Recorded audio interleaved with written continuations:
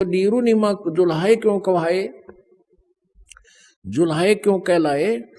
उनके पास पहले तो जो पूजा का पैसा आता था उससे वो अपना निर्वाह करते थे, और फिर वो पूजा का पैसा आना बंद हो गया क्योंकि हिंदू रहे नहीं, शिव कथा वो कर नहीं पा रहे थे, तो उन्होंने जुल्हाए का काम शुरू कर दिया क्योंकि सस्ते में शुरू हो जाता, 4 लठ गाडे और धागा पूरा और काम शुरू हो गया। वो खड्डी बना लिया करते थे, तो जिस कारण से कई वर्ष काम करते करते हो गए वो जुल्हा पक गए, नाम को जुल्हा कहलाने लगे।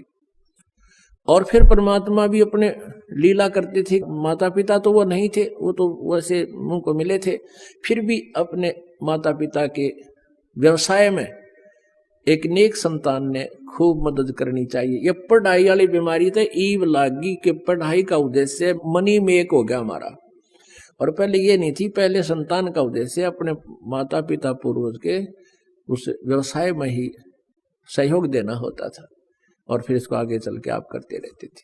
और वो ऐसे हम 4 युग बिताए और तब भी हमारा बढ़िया गुजारा होता था। लेकिन अब ये शिक्षा मालिक ने दिलवानी थी हमारे को, और इस शिक्षा ने हमारे ऊपर बिजली गिर दी, हम बेईमान बना दिए, और हर तरह से पता नहीं के ये बना लूं वो बना लूं, और जो काम करना है उसको भूल गए।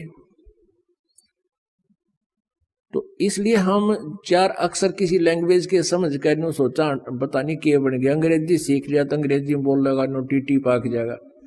अरे भाषा है तो सिंपल बोल ले, आम आदमी बतला ले, इस तरह बात कर ले, हर से अंग्रेजी में बोल ले, अपना विचारों को दूसरे तक पहुंचाना। फिर हम बड़े प्रभावित होते हैं, बड़ा विद्वान है। पहले संस्कृत बोलने वाले से हम प्रभावित होते थे, ये गछामी गछामी कर देते, उसके मुंह का नहीं देखे जाते, कुछ समझ में आती नहीं, हनु कहते वाह भाई वाह बड़ा विद्वान है। ऐसे वर्तमान में जो 4 संस्कृत के सेंटेंस बोल देता है तो कति एजुकेटेड पर्सन है, कोई बात हुई है। वही भाषा है, हम अपनी सिंपल लैंग्वेज में लोकल लैंग्वेज में बात करा, वही वो लैंग्वेज है। जिसने अध्यात्म ज्ञान नहीं और भगवान का डर नहीं, वो एकान्य का आदमी नहीं, चाहे सारी लैंग्वेज जानता हो। तो कहने का भाव ये है कि परमात्मा ने वो एक अच्छे संतान वाली भी लीला करके दिखाई, और एक परम संत की भूमिका निभाई, पूरा अध्यात्म ज्ञान को अपना अमृतवाणी में खोल खोल कर बता दिया।